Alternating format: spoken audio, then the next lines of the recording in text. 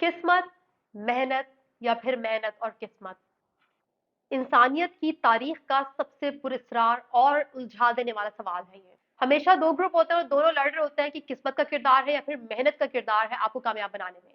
मैं इस टॉपिक को आज डिस्कस करूंगी। कुछ साइंटिस्ट और कुछ साइकोलॉजिस्ट की नजर से भी देखेंगे कि किस्मत आखिर है क्या और मेहनत का कितना किरदार है आपकी जिंदगी में आपको कामयाब बनाने में। इस वीडियो की शुरुआत मैं एक कोट से करने वाली हूँ और वो कोट है मशहूर जमाना इन्वेस्टर वॉरेन बुफे का। वॉरेन बुफे कहते हैं, किस्मत से मैं और चार्ली, बुफे का बिजनेस पार्टनर, अमेरिका में पैदा हुए और हम इस पैदाइश के हादसे से मिलने वाले हैरान कुन फवाइद के लिए हमेशा शुक्रगुजार रहेंगे। वॉरेन बुफे के इस कोट ने मुझे हैरान कर दिया और यकीनन आपको भी हैरान किया होगा कि वो अपनी कामयाबी का जो सबसे बड़ा क्रेडिट है वो किस्मत को दे रहे हैं कि अमेरिका में पैदा होने को दे रहे हैं कि मैं अमेरिका में पैदा हुआ तो मुझे बहुत से मौके मिले और मैं इसके लिए बहुत शुक्रगुजार हूँ। लेकिन सवाल ये पैदा होता है कि क्या बुफे ने कभी मेहनत नहीं की होगी? क्या उनकी इस कामयाबी के पीछे मेहनत का कोई किरदार नहीं है? और अगर है तो किस हद तक किरदार है? हमारा और पूरी दुनिया का सबसे बड़ा मसला ये है कि हम लोग सब कुछ, सारे नजरियात, सारे ट्रेंड मगरिब से लेते हैं, खासकर अमेरिका से। आज से पहले जो इंसान थे, अगर आप कभी उनसे पूछते कि यार तुम्हारी कामयाबी के पीछे राज क्या है, तो वो कहते भाई ये तो अल्लाह की मर्जी है या खुदा की मर्जी है, किस्मत का खेल है, वरना मैं इस काबिल कहाँ। लेकिन लिबरलिज्म के आने के बाद और मगरिब में खुदा पर ईमान की कमी के बाद जो क्रेडिट है ना वो किस्मत से और खुदा से हटकर इंसान पर आ गया। इंसान सुपर हीरो बन गए और उनकी कामयाबी की पूजा होती है अब, क्योंकि हम जहां पर देखा कामयाब बंदा सारा क्रेडिट खुद ले लेता है कि भाई मैं आज जो हूँ वो अपनी वजह से हूँ। और फिर हम उससे पूछते हैं कि भाई कहाँ कैसे पहुंचे इस मकाम तक, हमारे साथ अपने कुछ राज शेयर करें, आप जरा कुछ टिप्स हमारे साथ भी शेयर करें। दोस्तों, कामयाबी एक बहुत ही पेचीदा मामला है। कामयाबी हर इंसान की नज़र में मुख्तलिफ है। ज़रूरी नहीं है कि कामयाबी सिर्फ पैसों की हो, लेकिन पैसों की कामयाबी दरअसल बहुत इंपॉर्टेंस रखती है, खासकर आज की दुनिया में। अगर आप इकोनॉमिकली तरक्की नहीं कर रहे हैं तो आपको बहुत से मसाइल का सामना होगा। लेकिन हम रिलेशनशिप और आपकी माली हालत दोनों पर ही नज़र डालेंगे कि क्या किरदार है किस्मत का आपको अच्छे रिलेशनशिप्स देने में और आपको अच्छी फाइनेंशियल हालत देने में। फला इंसान 20-20 घंटे काम करता था और उसने बहुत मेहनत की और वो बहुत कामयाब इंसान बन गया। ऐसे कॉल आप भी सुनते होंगे, मैंने भी बहुत सुने हैं और इस पर हमारा ईमान भी रहा है काफी। लेकिन मेरी अपनी पर्सनल लाइफ में, यानी कि मेरी जाती जिंदगी में, मेरे साथ कुछ ऐसे हादसात हुए जिसने मुझे मजबूर कर दिया ये सोचने पर कि दरअसल मेरी मेहनत या फिर मेरी किस्मत, इन दोनों में से किसका हाथ है मुझे जिंदगी के उस मोड़ पर लाकर खड़ा करने में, जब मैं सोचने पर मजबूर हो गई कि आखिर किस्मत और मेहनत में से किसका किरदार सबसे ज्यादा होता है और किस्मत नाम की कोई चीज होती भी है या नहीं। अपने इस सवाल का जवाब ढूंढने के लिए मैंने मुख्तलिफ मजाहिब में किस्मत को और कर्मा को पढ़ा। कर्मा को पढ़ना बहुत जरूरी होता है किस्मत को भी समझने के लिए कि मुकाफात अमल या कर्मा है क्या। लेकिन आज हम सिर्फ किस्मत पर बात करेंगे, कर्मा पर फिर किसी दिन बात होगी। मैंने पढ़ा साइंस की नज़र से भी, मैंने पढ़ा मजहब की नज़र से भी, और फिर मैं कुछ नताइज पर पहुंची जो मैं आपसे डिस्कस करूंगी कि मैंने क्या मालूम किया किस्मत के मुतालिक। द अनफेयर एडवांटेज, इस किताब का मैं अक्सर जिक्र करती हूँ और इसके राइटर हैं ऐश और हसन। वो दोनों इस किताब में एक ही बात कहते हैं कि हम सब के पास एक अनफेयर एडवांटेज होता है, एक ऐसा फायदा जिसके बारे में हमें मालूम नहीं होता या अक्सर मालूम भी होता है। वो हमारी कामयाबी में बहुत बड़ा किरदार अदा करता है, लेकिन हम उसका जिक्र नहीं करते और ना ही कभी उसको एक्नॉलेज करते हैं, उसे तस्लीम करते हैं। और ये अनफेयर एडवांटेज आपके एक अमीर घराने में पैदा होने से लेकर आपको जेनेटिकली एक अच्छा ब्रेन अपने माँ बाप से गिफ्ट में मिलना, ये भी एक अनफेयर एडवांटेज हो सकता है आपके लिए। क्योंकि वो जो आपका ब्रेन है जो इतना अच्छा चलता है या फिर जो मॉडर्न दुनिया के मुताबिक परफेक्ट है, वो आपको किस्मत से ही मिला है, आपको लक से मिला है। हम किस घर, किस मुल्क, किस सकाफत, किस जगह, किस तारीख को पैदा हुए हैं, उसका हमारी जिंदगी पर बहुत गहरा असर होता है। वहीं से ही हमारी जिंदगी की सिमत यानी कि डायरेक्शन का तयन हो जाता है कि आगे चलकर हमारे साथ क्या होने वाला है। जिंदगी कभी कभार यूं ही चलती रहती है, जब तक आपके साथ कुछ ऐसे वाकयात रोनुमा नहीं होते, कुछ ऐसे हादसे नहीं होते जो आपको सोचने पर मजबूर कर देते हैं या फिर जो आपके सोचने का ज़ाविया बदल देते हैं, तब तक आपकी लाइफ वैसे ही चलती रहती है जैसे पहले चल रही थी और मेरे साथ भी ऐसा ही हुआ। मैंने अपनी ज़िंदगी के 20 साल बिल्कुल वैसे ही गुज़ारे एक नॉर्मल इंसान की तरह, जो कि मेरी एक पर्सनैलिटी बिल्ड हो चुकी थी। लेकिन मेरी ज़िंदगी के 20 साल बाद जब मैं 21वें साल में इंटर हुई, तो कुछ ऐसा हुआ जिसने मेरी पर्सनैलिटी की बुनियादें हिलाकर रख दी। और वहीं से मैं अपनी ज़िंदगी में किस्मत और मेहनत दोनों पर आवाज़ उठाने लगी, दोनों पर सवाल उठाने लगी कि आखिर ये क्या माजरा है। किताब द साइकोलॉजी ऑफ मनी में मॉर्गन हाउसल ने पूरा एक चैप्टर रिस्क एंड लक के नाम से लिखा है, जिसमें उन्होंने ये बताया कि कैसे लक यानी कि किस्मत आपके कुछ फैसलों को बेहतर बनाती है और आपके लिए कामयाबी के रास्ते हमवार करती है। इसमें काफी एग्जाम्पल्स भी दिए हैं चैप्टर में मॉर्गन ने। इस चैप्टर में एक बहुत ही मशहूर इकोनॉमिस्ट हैं रॉबर्ट शिलर, उनसे पूछा गया एक सवाल भी मौजूद है। जब उन्हें नोबेल इनाम मिल रहा था तो उनसे क्वेश्चन पूछा गया और वो सवाल था, सरमायाकारी से मुतालिक वो कौन सी बात है जो आप जानना चाहते हैं लेकिन कभी जान नहीं सकते। रॉबर्ट ने जवाब दिया, किस तरह से किस्मत हमारे फैसलों को कामयाब बनाती है, जो कि यकीनन मैं कभी नहीं जान सकता। जी हाँ, दुनिया में 7 बिलियन अवाम और जो कुव्वतें हमारे इर्द गिर्द मौजूद हैं पेचीदा किस्म की, और इंसानों का बनाया हुआ एक बहुत ही कॉम्प्लेक्स सोशल फैब्रिक आपके फैसलों पर असरअंदाज होता है। और यही बात मॉर्गन ने भी अपनी इस किताब द साइकोलॉजी ऑफ मनी में बयान की है। इसी चैप्टर में एक और इकोनॉमिस्ट हैं बहुत ही मशहूर, जिनका नाम है भास्कर माजुमदर। उनका भी उनकी भी एक रिसर्च, एक तहकीक शामिल की गई है। भास्कर की तहकीक से ये बात सामने आई कि किस तरह दो भाइयों में माली हालत में मुशाबहत होने के इम्कानात उनकी शक्लों या जिन्यात में मुशाबहत होने के इम्कानात से ज्यादा होते हैं, क्योंकि दोनों ही अमीर घर में पैदा हुए, दोनों के पास मौकों की तादाद तकरीबन एक जैसी होगी। जी हाँ, दो भाई शक्ल में, हाइट में तो डिफरेंट हो सकते हैं एक ही घर में पैदा होने के बाद, लेकिन जो उनकी फाइनेंशियल कंडीशन है वो तकरीबन तकरीबन सेम होगी।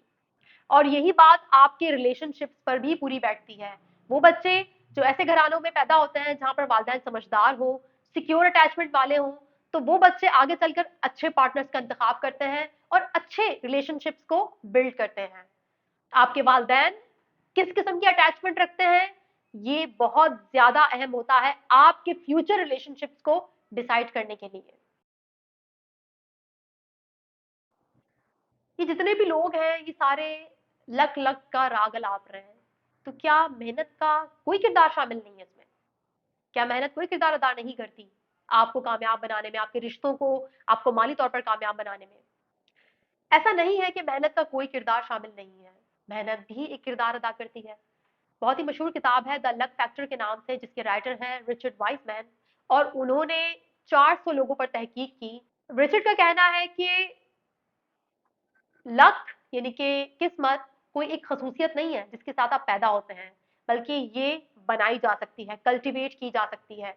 लेकिन किस्मत कैसे बनाई जा सकती है, इस पर रिचर्ड वाइसमैन कहते हैं, रिचर्ड के मुताबिक वो लोग जो खुद को खुशनसीब तस्वुर करते हैं उन्हें हर जगह चांस और मौके नजर आते हैं। वो पुरुमीद होते हैं, अपने वजदान की सुनते हैं, मुस्बत नताइज की उम्मीद रखते हैं, पुरसकून रहते हैं, मुश्किलात से उभरने की कुव्वत रखते हैं और अपने जहन में ये तस्वुर करते हैं कि दूसरे उनके मुतालिक अच्छा सोचते हैं।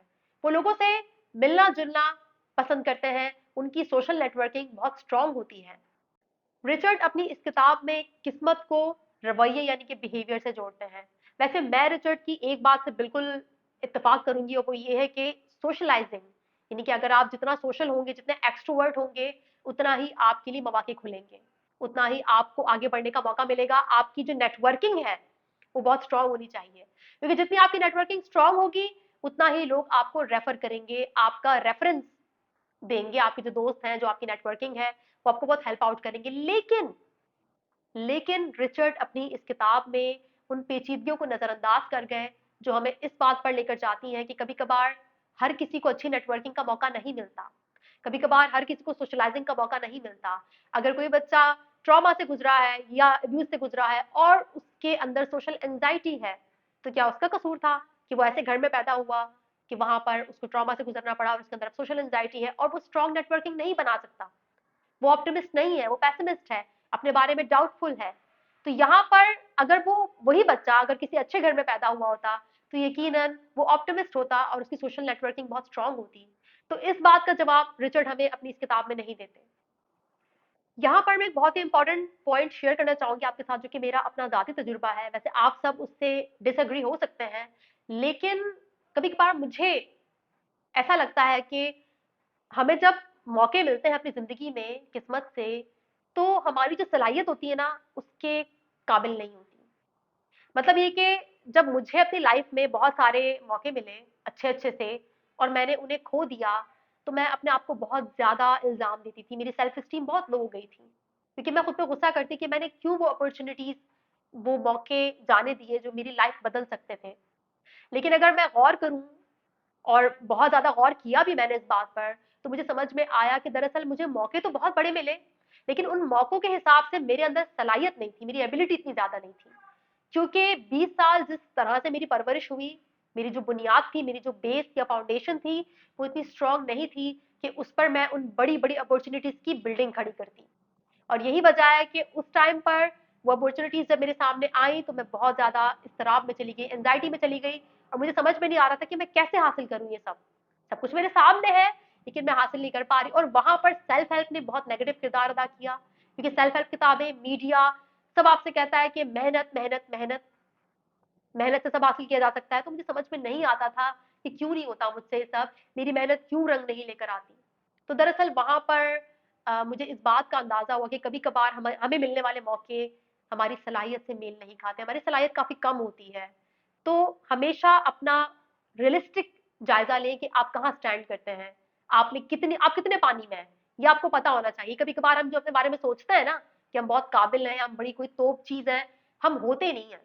तो ये चीज़ का पता होना, इस बात का पता होना बहुत ज़रूरी होता है, ताकि आपकी जो सेल्फ एस्टीम है ना, वो लो ना हो और आप समझ जाएँ कि भई मेरी फाउंडेशन ऐसी नहीं है, मेरी बुनियाद ऐसी नहीं है।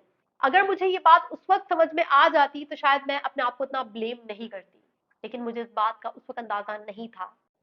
अब सवाल ये पैदा होता है कि किस्मत और मेहनत का आखिर ये खेल क्या है? मैंने तो आपको कन्फ्यूज़ कर दिया, और मेरा जो झुकाव है, मेरे जो आर्गुमेंट का झुकाव है, वो थोड़ा किस्मत की तरफ ज़्यादा है इस बार। क्यों ज़्यादा है, ये मैं आपके साथ अभी थोड़ी देर में शेयर करूँगी, लेकिन फ़िलहाल मैं आपको ये बताती चलूँ कि किस्मत और मेहनत, ऐसे जो टॉपिक्स होते हैं ना, ये स्याह और सफ़ेद में डिवाइड नहीं होते। यानी कि इनको आप ब्लैक एंड व्हाइट में नहीं देखते। ये बहुत कॉम्प्लेक्स होते हैं, और आपकी जो मामूली सी अकल है ना, वो बड़ी वाली पिक्चर को देखने से कासिर होती है। यही वजह है कि ऐसी बातों को हम हमेशा ग्रे एरिया में रखते हैं। अगर आप इस वक़्त अपनी लाइफ़ में किस्मत और मेहनत के दरमियान परेशान हैं, आपको समझ में नहीं आ रहा कि आपने इस मामले को कैसे डील करना है, तो यहाँ पर कुछ टिप्स मैं आपके साथ शेयर करती चलूँगी, जो कि मेरा अपना तजुर्बा है, और इसके अलावा मैंने मुख्तलिफ किताबें पढ़कर भी दूसरों के विज़डम से सीखा। सबसे पहले तो आप इस बात को जान लें कि आप एक इंसान हैं और आपकी लिमिटेशन है। अगर आप अपना बेस्ट भी देते हैं ना, अपनी बेस्ट कारकर्दगी भी देते हैं, तो याद रखिए, इस बात की कोई गारंटी मौजूद नहीं है कि उस बेस्ट का रिजल्ट, यानी कि नतीजा भी बेस्ट होगा। इस बात की कोई गारंटी नहीं है। इसलिए अपना बेस्ट दें, अपना सबसे बेहतरीन अपनी कारकर्दगी दें, उसके बाद जो नतीजा आता है वो आपको एक्सेप्ट करना होगा। आपके पास और कोई ऑप्शन नहीं है। क्योंकि कभी-कभार हमारे बहुत सोचे-समझे और बहुत ही अच्छे फैसले, जो हमने सोचा होता है कि बहुत अच्छे होंगे, वो ऐसा पलटा खा जाता है कि हमारी सोच की बुनियादें हिल जाती हैं। हमें समझ में नहीं आता कि हमने तो बहुत सोच समझ के फैसला लिया था, उसका रिजल्ट क्यों आया? तो शायद कहीं न कहीं लक जैसी कुछ कुव्वतें मौजूद हैं, जो हमारे फैसलों को मैनिपुलेट करती हैं। आप किस जगह, किस तारीख को, किस सकाफत में, किस मुल्क में पैदा हो रहे हैं, यहीं से आपकी ज़िंदगी डिसाइड हो जाती है। खुद सोचें, एक बच्चा पाकिस्तान में पैदा होता है और एक अमेरिका में, क्या दोनों की ज़िंदगी में कोई फ़र्क नहीं होगा? दोनों के पास जो अपॉर्च्युनिटीज़ हैं, उसमें फ़र्क नहीं होगा? वाज़ेह फ़र्क होगा। और इवन पाकिस्तान में भी अगर आप किसी बहुत ही अच्छी फैमिली में पैदा होते हैं, तो आपको पता है कि आपके लिए जो अपॉर्च्युनिटीज़ हैं, वो बहुत ज़्यादा होती हैं, और अ, खिल कर आपके सामने आती हैं। इसलिए इस किस्म के जो कॉल होते हैं ना, जो आप लोग शेयर करते हैं कोट्स के, तुम अपनी गुर्बत के लिए, अपनी बुरी ज़िंदगी के लिए, अपने बुरे रिलेशनशिप्स के लिए खुद ही ज़िम्मेदार हो। तो इस किस्म के जो कोट्स हैं ना, उन्हें अपनी ज़िंदगी के साथ रिलेट मत किया करें, क्योंकि आपकी ज़िंदगी अपने आप में यूनिक है, आपके एक्सपीरियंसेस यूनिक हैं। कामयाबी हो या नाकामी, ना ही सारा इल्ज़ाम खुद लें और ना ही सारा क्रेडिट। हाँ, अलबत्ता ज़िम्मेदारी पूरी आपने ही लेनी है। याद रखें, आप इस एक बहुत बड़े निज़ाम का एक बहुत ही छोटा-सा हिस्सा है और ये निज़ाम बहुत कॉम्प्लेक्स है। हालाँकि आपका जो दिमाग है ना, वो बना ही ब्लैक एंड व्हाइट में सोचने के लिए, लेकिन आपने उसको सिखाना है कि कैसे उसे कॉम्प्लेक्सिटी को एक्सेप्ट करना है और कॉम्प्लेक्सिटीज़ में जाना है, ताकि आप अपने आप को कोसते ना रहें अपनी नाकामी के लिए। मीडिया हमेशा दुनिया में जो 1% लोग हैं ना, जो कामयाब लोग हैं, उनकी कहानी आपको दिखाता है, जिनके रिश्ते अच्छे हैं या जो खूबसूरत हैं या जो अमीर हैं। लेकिन 99% लोग आपकी तरह और मेरी तरह नॉर्मल हैं। हमारा उस 1% से कोई ताल्लुक नहीं है। क्यों? क्योंकि वो बहुत एक्सट्रीम रिजल्ट वाले लोग हैं, उनकी जो कामयाबी है वो बहुत एक्सट्रीम है। कोई नहीं जानता कि वो उस कामयाबी तक कैसे पहुंचे। वो खुद भी नहीं जानते कि उन्हें वो सक्सेस कैसे मिली। तो उनके साथ हमारा कोई कंपैरिजन नहीं है। कोशिश करें कि बड़ी पिक्चर देखें, कि जितना कॉमन पैटर्न होगा, यानी कि जितना बड़ा डाटा होगा, उतना ही चांसेस है कि जो स्ट्रेटजीज होंगी ना वो कारआमद होंगी और उन पर अमल भी किया जा सकेगा। 1% से हमारा कोई ताल्लुक नहीं है, हम सब 99% में आते हैं। मॉर्गन अपनी किताब द साइकोलॉजी ऑफ मनी में एक बहुत ही दिलचस्प बात बोलते हैं कि अक्सर ना हम लोगों को उनकी कामयाबी के लिए उनको ये नहीं बोलते हैं कि यार ये इसमें तुम्हारी किस्मत का भी हाथ है, क्योंकि जब हम ऐसा बोलते हैं तो लोग समझते हैं कि हम उनसे जल रहे हैं, उनसे हसद कर रहे हैं, तभी हम उनकी उनके हार्ड वर्क को, उनकी काबिलियत को किस्मत पर थोप रहे हैं। लेकिन बात ये है कि उनकी कामयाबी में किस्मत का बहुत बड़ा किरदार होता है। एक और अहम पॉइंट वो ये कि फेलियर को लेकर हम सबके जो नजरियात हैं वो बहुत ही बुरे हैं। हम फेलियर को हम बहुत अब्यूज करते हैं। देखिए, कोई भी इंसान ना ये सोचकर मेहनत नहीं करता कि वो फेल हो जाएगा, या फिर कोई भी इंसान अपने फैसले लेते हुए ये नहीं सोचता कि मैं बुरे फैसले लूंगा। अपने हिसाब से, अपने वक्त के हिसाब से, अपनी अकल के हिसाब से हर इंसान परफेक्ट मेहनत करता है और परफेक्ट फैसले लेने की कोशिश करता है। लेकिन कभी कभार हमारी लाइन में भी होती है, थोड़ा सा किरदार उसका भी शायद होता होगा, लेकिन कुछ फैसले किस्मत की वजह से या आपकी जो लक है उसकी वजह से अच्छे साबित हो जाते हैं। लेकिन आप सारा क्रेडिट अपने आप को देते हैं कि देखो मैंने कितने बेहतरीन और जबरदस्त फैसले लिए हैं। तो यहाँ पर भी लक का बहुत बड़ा किरदार होता है। अगर आपके कुछ फैसले गलत हो भी जाते हैं तो अपने आप को माफ करना सीखें, क्योंकि आपने अपने लिहाज से बेस्ट फैसले लिए, लेकिन वक्त ने उन फैसलों का जो रिजल्ट है वो अपोजिट दिया। दोस्तों, एक बात याद रखें कि हमारी जो जिंदगी है वो बहुत सारे अच्छे और बहुत सारे बुरे का मिलाप है। यहाँ पर अच्छा या सिर्फ बुरा नहीं होता, इसलिए यहाँ पर सिर्फ किस्मत या सिर्फ मेहनत नहीं होती, कहीं ना कहीं दोनों का किरदार है। और शायद अगर मैं यहाँ पर कहूँ कि किस्मत का ज्यादा बड़ा किरदार है तो गलत नहीं होगा, मेरी थोड़ी सी बायसनेस है किस्मत की जानिब, क्योंकि मेरा अपना पर्सनल तजुर्बा, आप मुझसे मुख्तलिफ सोच सकते हैं और प्लीज आप जो सोचते हैं मुझे कमेंट सेक्शन में जरूर बताइएगा कि आप क्या सोचते हैं। लेकिन जो मेरा तजुर्बा है वो ये कहता है कि अगर मेरी किस्मत ने टर्न नहीं लिया होता तो शायद मुझे मेहनत करने की कभी जरूरत भी नहीं पड़ती। तो यहाँ पर सिर्फ मेहनत का किरदार नहीं होता, किस्मत का थोड़ा ज्यादा किरदार है। याद रखिए कि आपका जो ब्रेन है वो हमेशा ब्लैक एंड व्हाइट में चीजों को देखता है, उसको कॉम्प्लेक्सिटीज में जाने का बिल्कुल शौक नहीं है। लेकिन आप उसे कॉम्प्लेक्सिटीज में लेकर जाएं, क्योंकि हमारी दुनिया बहुत कॉम्प्लेक्स है। हम नहीं जानते कि अल्लाह का बनाया हुआ ये निजाम कैसे काम करता है, ये लक नामी पुरस्रार कुव्वत कैसे काम करती है, ये कोई भी नहीं जानता।